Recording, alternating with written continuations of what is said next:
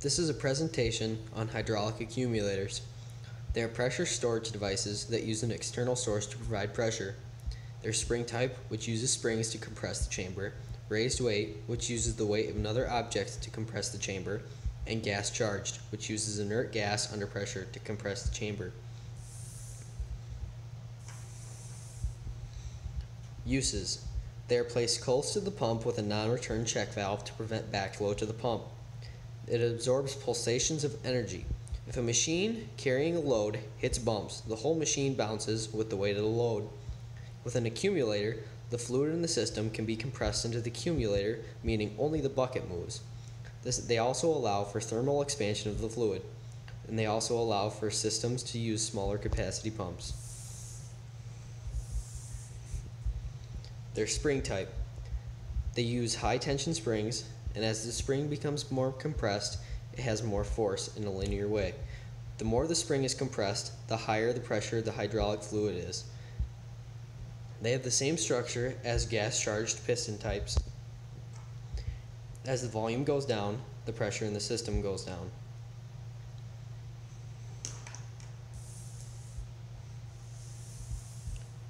There's raised weight. It works similar to the others, but uses the weight of another object. They are least popular type and mobile and stationary. It only allows the pressure based on the weight of an object. The pressure exerted on the chamber stays the same until there is no fluid. They have an extremely high capacity with constant pressure, and they are low cost. As the volume of the fluid goes down, the pressure stays constant until there is no fluid left in the system.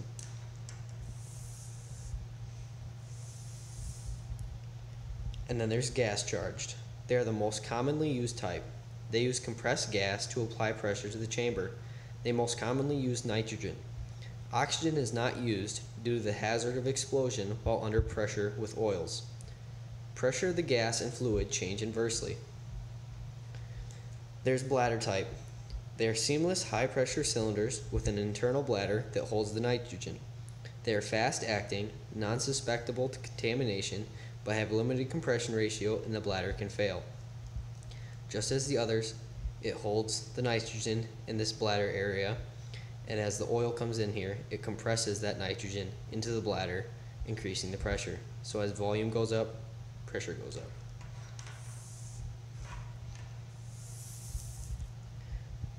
Gas charge continued. There's diaphragm. It is similar to bladder, but instead of bladder, a diaphragm is used. This reduces the usable volume of the accumulator. They are good for shock applications and can be spherical.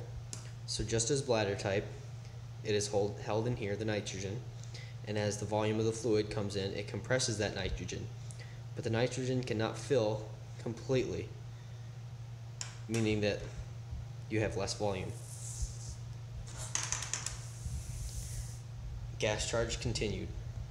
There's metal bellow. It is similar to bladder, except elastic is replaced by airtight welded bellows. The fluid may be internal or external to the bellows. They have a slow response time, but are very reliable. They have a high cost.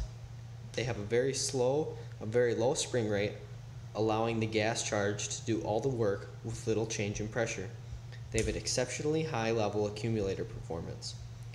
So right here, there's metal bellows, which contains either the fluid or the nitrogen.